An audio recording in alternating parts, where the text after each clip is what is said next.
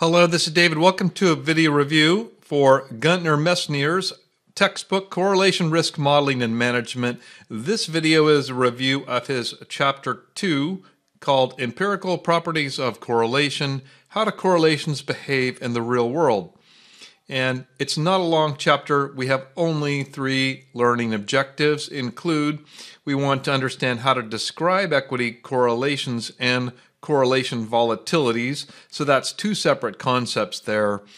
Correlations and then the volatility of correlations and how they behave in various economic states.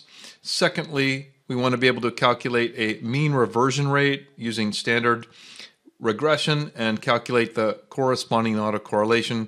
And finally, identify the best fit distributions for each of equity, bond, and default correlations.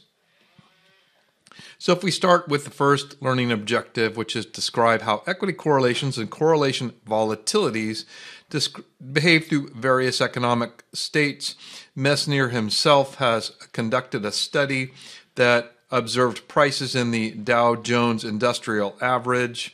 As some of you know, that's not the entire market. It's not a comprehensive index. But nevertheless, from January 1972 to October 2012, so that is a long historical window that, of course, includes the global financial crisis of roughly 2007 to 2009 at its nadir. And so that's a lot of data observations, 10,303 daily observations times, as I mentioned, only 30 stocks in the Dow Jones Industrial. So some of us don't consider that a very representative index for the overall market, only 30 stocks.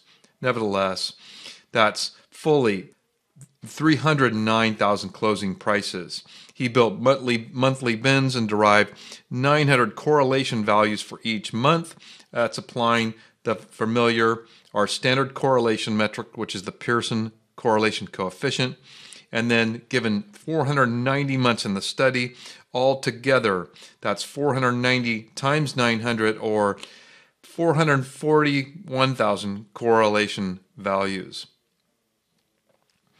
And then figure 2 is one of the 2 summary exhibits. So that's just fully copied here because it's sort of a complex graphic.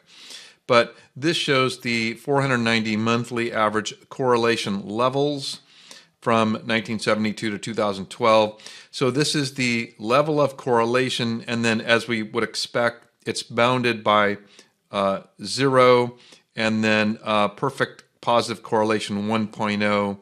At the top, can't be any higher, and there weren't any negative correlations. So here we're only in the positive correlation, bounded by 1, and then this is parsed into 3 economic periods. So the expansionary periods are roughly the light shade area. So we have here an expansionary period, an expansionary period, and an expansionary period, and a longer expansionary period, 1996, you can see, to about 2001, expansionary period.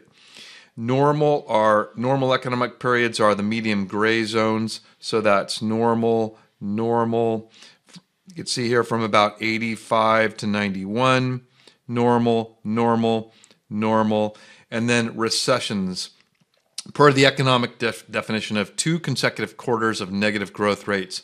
So those are in dark gray zones. So recession, little bit here, and then here we have you can see here starting at 2008, going through almost to 2010. So that would be the global financial crisis, recession right here. And then we have the monthly correlation levels, and already we can see the volatility's high, and then he's imposed or fitted a continuous line through these monthly correlations. And so we could look at this, and I think that different people would come to different interpretations or conclusions about this, but we'll see that Meissner summarizes it in a table just on the next slide.